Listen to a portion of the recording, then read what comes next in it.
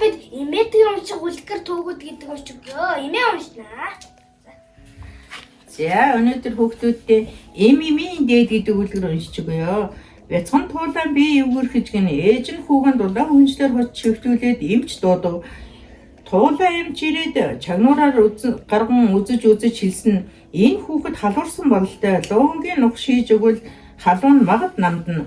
Ээж нь луун чанан нух шийж өгөөд хүүхдэд идэггүй гин эмч хэлжээ. Тэгвэл даарсан хэрэг байх нь луунгийн шүл хийж өгч дулаацвал ээж нь луун чанж сайхан шүл хийгээд өгт бүжин туулаа амсдагч үгүй гинэ.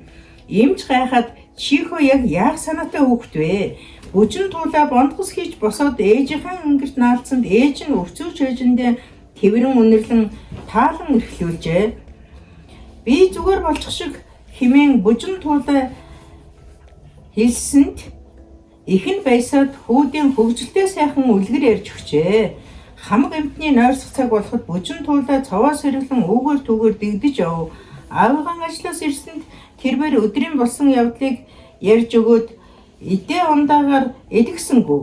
Ээждээ тэрвэрүүдэд идэглээ гэжээ.